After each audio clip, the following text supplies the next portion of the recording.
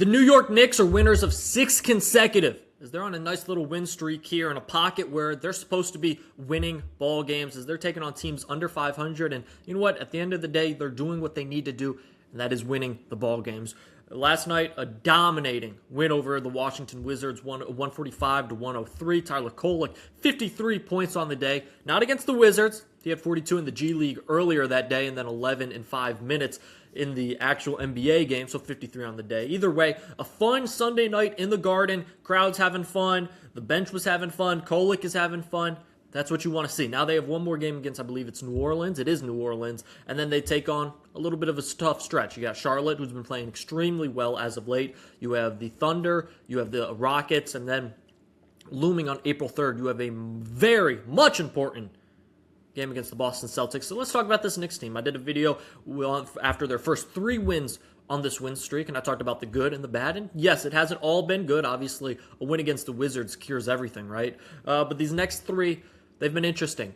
2, not blowouts, but confident wins, and 1 win in between those against the Brooklyn Nets that had a couple of Knicks fans, including myself, on the edge of our seats and probably standing up. But we'll talk about that all here on Backman Sports. Hey, before we get into it, make sure you comment below what your thoughts about the Knicks 6-game win streak. Your thoughts are where the Knicks are. I mean, what are we?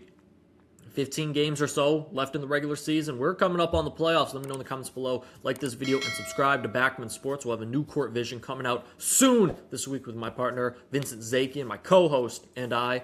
Let's talk about it. All right, so the New York Knicks, as mentioned, winners of 6 straight wins they're supposed to be having. I mean, Washington, 2 against the Pacers, Brooklyn, other teams that it's just like, hey, you got to win these games. It's just no ifs, ands, or buts. You're a team in New York, you got to do it. I know a lot of people have said, oh, well, you know, they're winning these games. It doesn't really mean anything. You know, they want to look at the games that were close, like the Brooklyn Nets game. That was a 1-point game, which should never have been that close.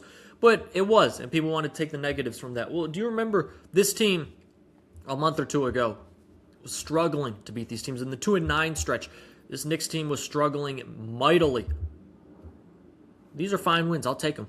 Wins are wins are wins. This Knicks team, for the longest time with this Brunson era, I mean, they played down to the level of their opponent. And then somehow in the playoffs, they have a great series and they play the top teams up, right? Like, they just flipping a switch. It really seems like this Knicks team does that. But let's talk about these last 3 games. Against the Indiana Pacers, Josh Hart went off 33 points. I believe Jalen Brunson was out that game. Josh Hart said, you know what? No worries. I got you. And he had 33. He looked phenomenal. Then we have the next game against the Brooklyn Nets.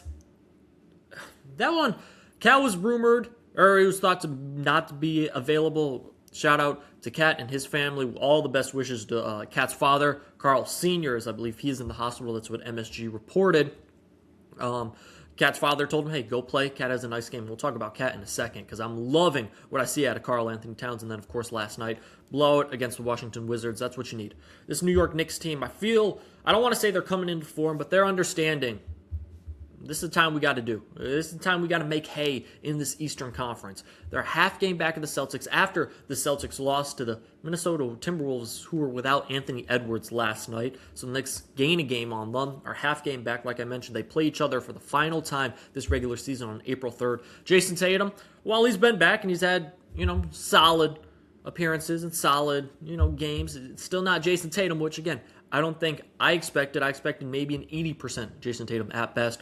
So for the Knicks, if they can get that 2 seed and then set up a potential Boston versus New York series in the Garden with home court advantage in Madison Square Garden, not TD Garden, that'd be huge for the Knicks. Detroit, unfortunately, Cade Cunningham, the punctured lung, terrible news. People thinking just from prior injuries that are similar. 3 weeks, maybe even after the first round of the playoffs is the earliest Cade could come back. Hopefully, for the best. I love to see Cade hoop when it's not against the Knicks.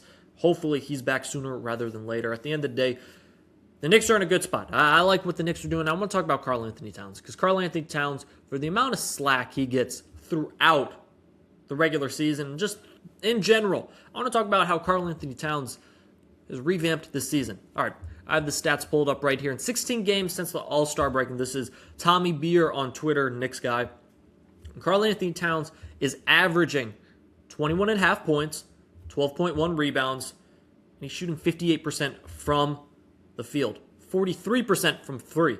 something that he had not been shooting well at the start of the season from three. Around the rim, he was shooting actually his lowest percentage in shots in the paint and around, close to the rim. He's really up that. Karl Anthony Towns has 49, maybe 50 now double-doubles on the season. Cat is looking like the number 2 player on a contending team. Before, you didn't know what you were getting with Karl Anthony Towns. You didn't know if it was going to be a breakout game, if it was going to be he's just going to get a couple of rebounds and leave you with 12 points. Karl Anthony Towns, I have a few theories about this, but has looked phenomenal. First theory, they say post All-Star break, but I believe post trade deadline Cat. Because we all know the theories about Cat and Giannis, or Giannis to New York and Cat would have to be included. I think once that was gone, Cat was like, okay, I'm here for the season. I'm going to show why I should get an extension, why I shouldn't be traded, all these different things. And we can have these conversations after the season if, trade, for Giannis, including Cat, is the right move to make for the New York Knicks. But right now, Cat's like, okay, I'm here in New York. I'm not worried about any of that. Let's go. Let's hoop. And I also think, and this is part of the trade deadline, Jose Alvarado. I give Alvarado GTA so much credit for really unlocking a lot of Cat, because I mentioned this in my last video. Karl Anthony Towns, with that second unit, he's getting so many more looks, because of the pick and roll with Alvarado. Alvarado's coming in, and if you've heard this before, it's because I mentioned this plenty of times, I think, actually. Alvarado comes off the screen tight with Karl Anthony Towns. Instead of looking to score like a gifted scorer like Jalen Brunson is, Brunson always hunting his own shot, Alvarado's looking for Karl Anthony Towns, whether he's popping, whether he's rolling. Alvarado feels like he has eyes in the back of his head. He's looking, he's turned to see where Cat is to deliver him the ball, to get him in position to score. I think Alvarado has been a huge godsend for the Knicks, because think about it. Okay, Tyler Kolek, yes, he could do it, but it was obviously he was falling out of Mike Brown's rotation. And obviously he's had a hard time cracking back into it. I think it is what it is. Second-year player, Mike Brown's going with the guys he feels comfortable with. It is what it is for Kolek. He's phenomenal when he's in there. He gets assists. He moves the ball around. Just at the moment, not fitting the system. Mike Brown's going with the other guys. Alvarado's come in, and he's done it. Deuce McBride, when he's in, like Deuce is a point guard, but he also feels like a shooting guard. Like the way he can create his own shot, the way he catch and shoot, all these different things. Like with Deuce, I don't feel like we see many pick and rolls with Karl Anthony Towns.